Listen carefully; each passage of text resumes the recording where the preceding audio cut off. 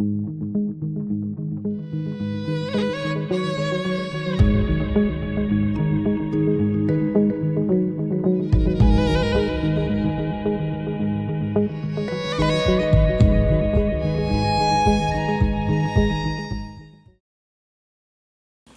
here to Six Nations. This is the home of the Haudenosaunee. We live on both sides of the river. My dad is from this community. He was a Mohawk.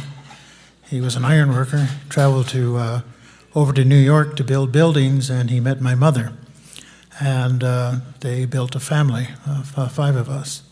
So I returned here to be with my father at the end of his life. And I have been much renewed as a result of that, because it's amazing to me how much our people know, and how much we still have, how much we still do.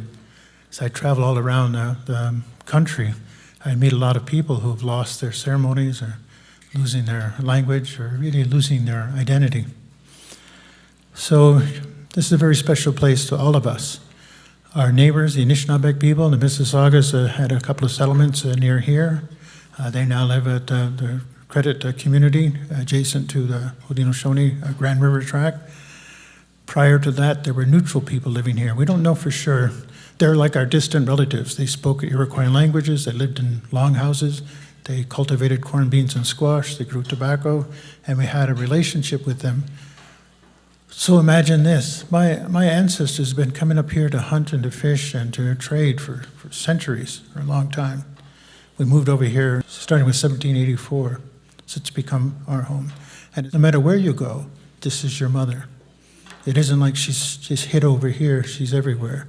So, and in many ways, we all belong to the land. So this is why land acknowledgements are beginning to irritate us a bit, because it kind of sets up a fight over who owns the land, who stole the land.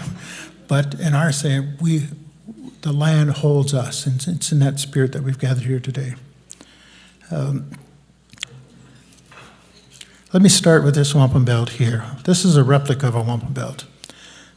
We should all be familiar with it by now. It's called the dish with one spoon belt. This is really encapsulates what we're here about. In the center of this belt is that dish. Inside the dish, the white rectangle represents a beaver tail, the most nutritious meal that we can have, and we're supposed to share that together. So we heard this morning, respect is very important. You can almost say respect is one of the most profound manifestations of love. Sharing is the other one. So as we take a look at that, how are we going to share our strengths? How are we going to share our abilities in order to protect what we've inherited and maybe repair our relationship to the earth? The second belt, again, we should all be familiar with this by now. It's called a two-row wampum. Okay, my ancestors weren't too creative in how they named things, but there's 2 rows, runs the full length of the belt. Think of it this way. One represents the ship of the colonizer. You could say now, the ship that brings Western science to our shores. The other one is the ship, the canoe of our ancestors, like the canoe we have out front here. And inside that canoe is that knowledge, the rules, the culture, the things that we're going to abide by. Now, this was a treaty that basically said, we're going to respect each other. We're not going to try to steer each other's vessel. But notice there's a space between them. These 3 rows, that's the space we're talking about today. How can the knowledge of the ship be integrated with and utilize the power of the knowledge from the canoe? How can the people of the canoe benefit from this knowledge in the ship? In the past, they tried to impose the knowledge of the ship upon our people. We all know about residential schools now. But what we're exploring today is a new relationship between that ship and that canoe, in that new space where the future rests. So think of those things as we explore what's taking place here. But ask the basic question, are you helping or are you hurting your Mother Earth? We have to rethink what that means. Look at what we're facing today. Record high temperatures, a record number of floods, a record number of out-of-control fires, I don't know about you, but sometimes I just feel like the world's coming to an end. 1799, there was a Seneca man who fell into a state of suspended animation. During that time, these four beings came down to him, took him up into the sky and looked back on the earth. And each time they saw things, they kind of explained to him what might take place. This was 224 years ago. Part of our prophecy that they delivered was that if we're not careful, this world as we know is going to come to an end in 2100. I've grown up, my adult life, I've heard this story. I see our old people cry when they hear it because it's so hard to imagine. All those beautiful things, it's going to disappear. But it also creates a kind of, how do you want to say it? It's heavy on your head as to what it would be. But the most important thing that these four beings said was, don't let it be your generation that allows this to happen. They talked about a lot of signs that we're going to see, and all of those that we're seeing now, all of those ecological things. So let me just review some of those. I did this watercolor painting when one of my sons was born, and I had the clan mother with a little bit of pensive look on her face, because he was born into a world where we're not sure what the future is going to be. In the old days, we were all connected to a clan, directly to the earth, but now our children and our grandchildren are inheriting a world that's very mixed up, quite confused. So how are we going to live as the earth is making adjustment to human life? So if we believe the earth is alive, she has intelligence, she has some emotion, she has some feeling, she's reacting to what we've done generations past. She's looking for a signal to us to how to move forward. Now, typically people talk about a carbon footprint, and there's been a lot of discussion about that. Yes, you kind of want to reduce your carbon footprint, but it's also maybe doesn't quite get to the real heart of the matter. Maybe it kind of misguides our attention to thinking that, if I just dim my light a little bit less, if I just drive a little bit less, although that's important, but there's some bigger things we're going to explore today. And as we know, there's no plan B, there's nowhere else to go. This is it. Even though I know they want to go colonize the moon, and part of me says, stay out of there. The other half says, yes, please go, quick. So how does climate change threaten the viability of our cultural foundations? We're lucky to have survived maintaining all of this, but now what's at actually risk is as the changing environment has an effect on our people. It's an emotional, psychological effect on them. In the old days, we lived in long bark house villages like this one here. We're called the Haudenosaunee, the people who build houses. Imagine if we were Mohawks 1,000 years ago, we would just be one family living in one longhouse. We'd all be related on our mother's side of the family. And the women would be organizing the work of the community, how to cultivate the food. The men would be going out to hunting in the woods. Everybody had a role to play to keep this system going. Yes, we cut trees, yes, we burned some wood, and so we had an initial carbon footprint, but still we let the land regenerate. And then we used tobacco. This is what it looks like. This is the real tobacco. It's not the stuff you buy in the shops down here down the road. This is the stuff that was given to us to communicate our sacred intent to the sacred powers of the universe. And we have ceremony. We have great ceremonies.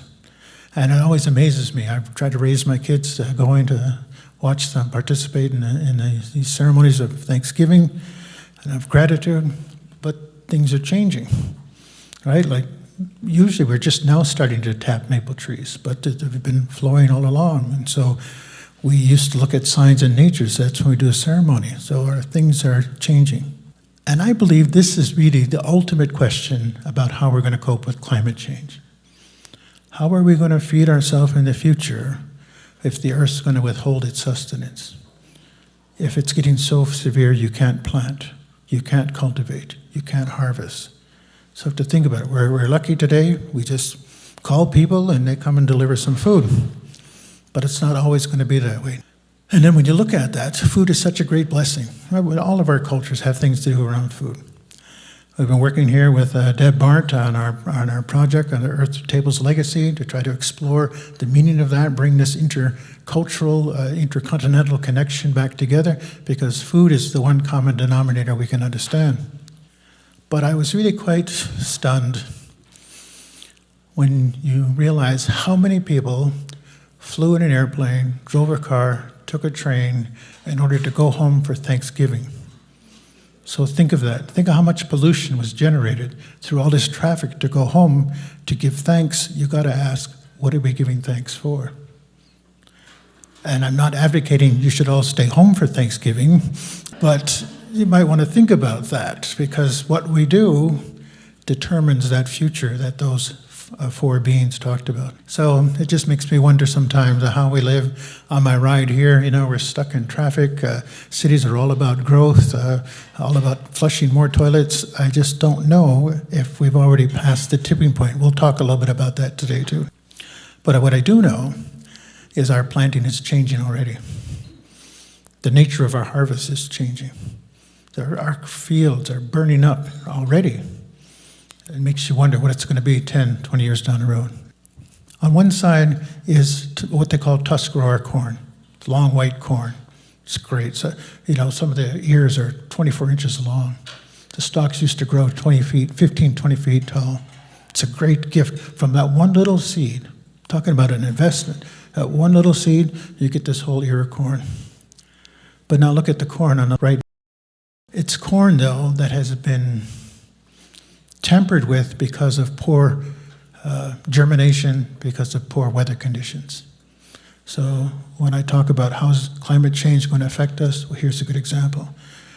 You could probably still eat that corn, but if you are what you eat, eating chaotic food is going to make you even more chaotic. And climate change is going to bring all kinds of more bugs our way. We're already noticing that. There's a fight between the bugs and us over the food. There's going to be a fight between us and the animals over the food. So we've got to make peace with all of that. This was Lake Erie 2 years ago. That whatever's in the water got so thick and so green, you can imagine what it's doing to the life under there. Some of you probably know more about this than I do. But that was what those four beings prophesied. The water's getting to become so muddy, so oily, so dirty, you're not going to be able to drink it. I'm sure in 1799, people just scoffed at that. Said, what do you mean? Well, water is pure. It comes from our earth. Well, we all know different now. So we have a challenge facing us. We have to rebuild our relationship with that soil. We have to strengthen ourselves from it and put more energy into it. We've got to rebuild our soils because right now, everything here turns to clay in August. We also have to find a better way to do seed saving. If we are going to feed ourselves in the future, we need to quadruple the amount of seeds that we're producing, helping other communities do that. And so we're looking at things like that. How can we get ready to address that?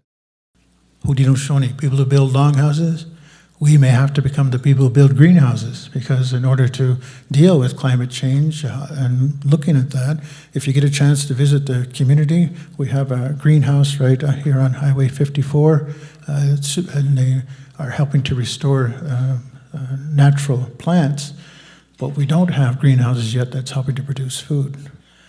When we put up our leaders, we ask them basically three questions, three concerns. Making sure when you make a decision, you think of these three things. How are you going to perpetuate this great peace that was established here? And heaven knows we need more peace in the world than we have today. The second is, how are you going to make sure that we maintain our relationship with the earth, our mother? And the third thing they ask the chiefs is, when you make a decision, always be thinking of those future generations so that those faces, those kids that are coming out of the earth will be born in a healthy, safe place. This is a charge to all of us, not just our leaders. Here's my look-alike.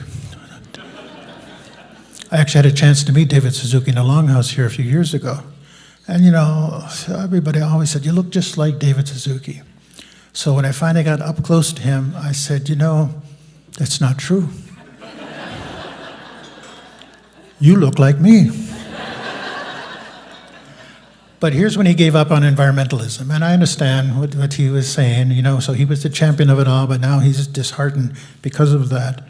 But before then, he laid out an ideal plan of how Western science and Indigenous thought can come together. I'm not going to read through this whole thing here, but you can find these in the intro to his Wisdom of the Elders book. And it's important to take a look at that because he said it's value added. You bring it together, it becomes stronger.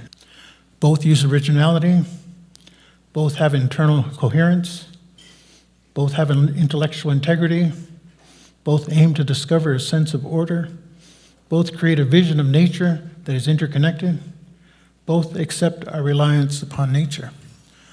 So those two paths on that one, they're not that far apart when you think about it. But we need to invigorate the conversation between them to say, okay, now that we know that, what can we do together?